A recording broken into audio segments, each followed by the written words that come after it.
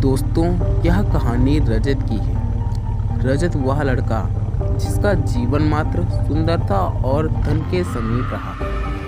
रजत को अपनी जिंदगी में दो ही से प्रेम रहा, एक लड़की और दूसरा धन। दोनों की वह बखूब इस्तेमाल करना जानता था। एक सुनसान रात पूरा शहर जब नींद में अपने रिश्ते को मजबूत कर रहा था, लेकिन घर पर रजत फिलहाल अभी भी जागा हुआ था। मोबाइल की स्क्रीन पर टकटकी लगाए अपने दोहरे चरित्र का प्रदर्शन कर रहा था।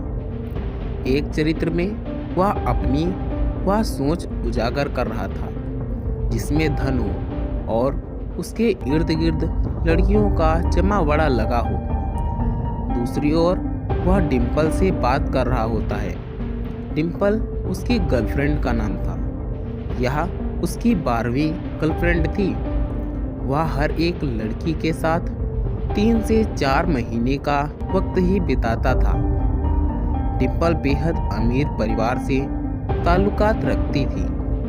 बाकी लड़कियों की हूबहू रजत ने डिम्पल को भी झूठ के पर्दे में ढक के रखा।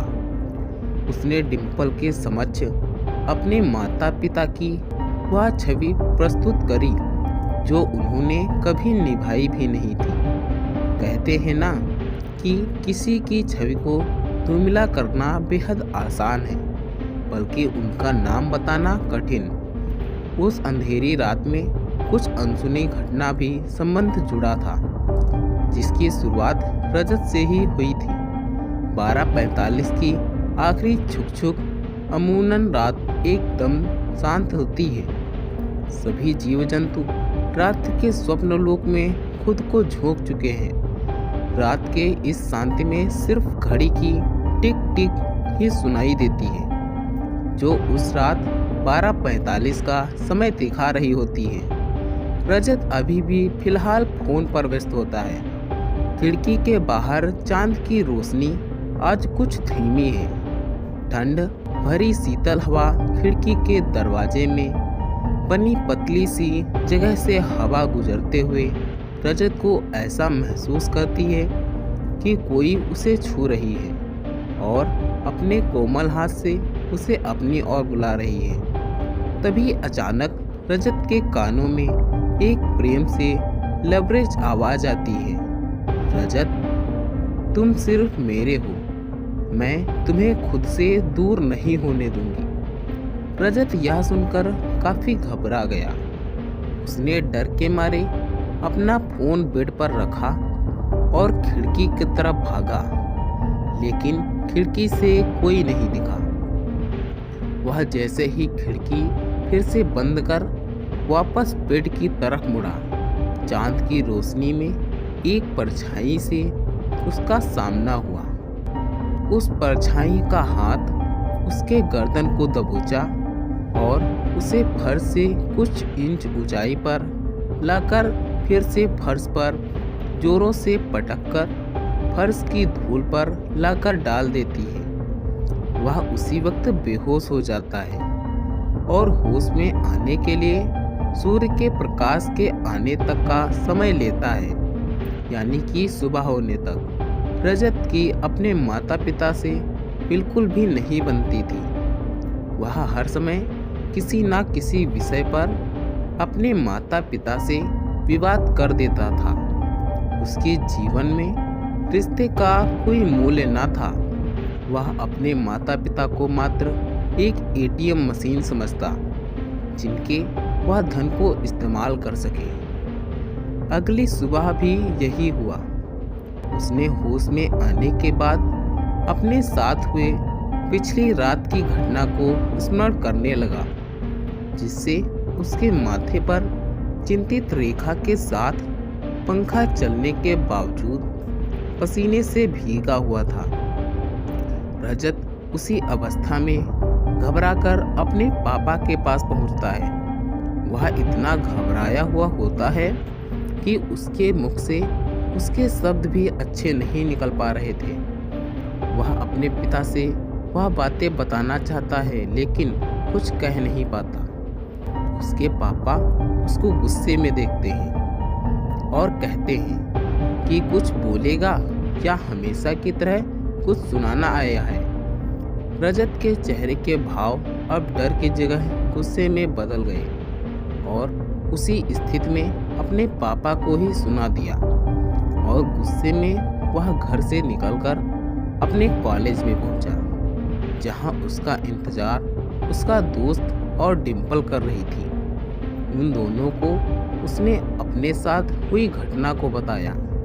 उसके दोस्त ने उससे कहा, तेरा वहम होगा भाई, कोई लड़की तेरे को कैसे उठा सकती है, वह भी सिर्फ एक हाथ से। यह बात कहते ही रजत का दोस्त और डिम्पल जोर से ठहाके मारने लगते हैं। यहाँ मेरी जीवन की लगी हुई है और तुम इतने बेशर्म होकर हंस रहे हो, रजत दबी सहमी आवाज में कहता है। अरे तू इतना क्यों डर रहा है, सब ठीक हो जाएगा, रजत के दोस्त ने उसे सांत्वना देते हुए कहा।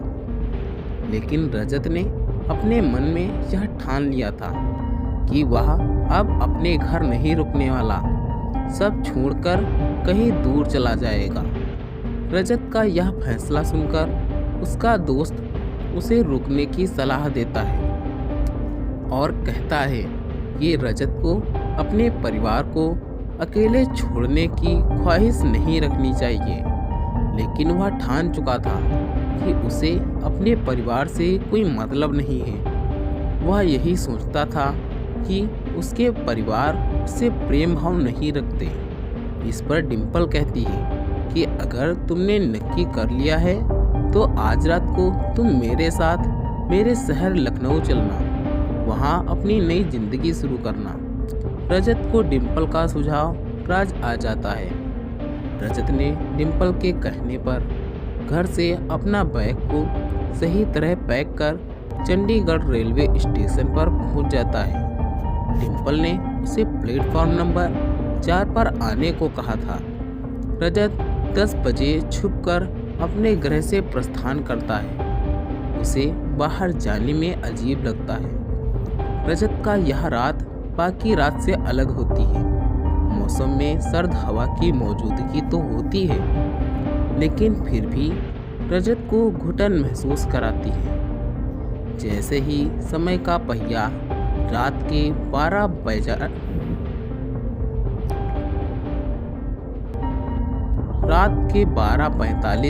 बजे पहुंचती है।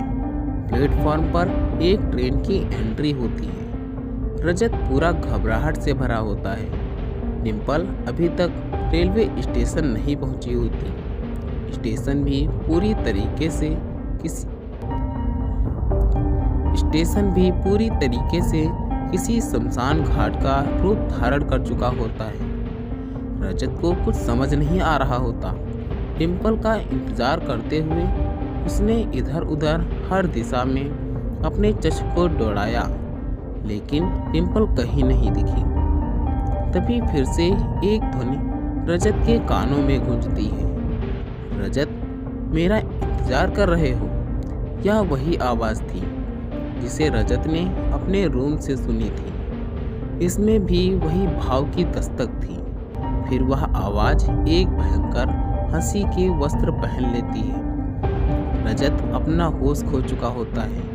तभी वो आवाज़ ट्रेन का दरवाज़ा खोलकर उसके सामने आती है। यह कोई अन्य नहीं बल्कि डिम्पल होती है। रजत डिम्पल को देख लंबी सांस लेता है। वह जल्दी से उसका हाथ थामे ट्रेन पर बैठ जाता है। लेकिन ट्रेन के भीतर का दृश्य देख वह घबराहट की अवस्था में पहुंच जाता है। ट्रेन में कोई भी अन्य नहीं होता।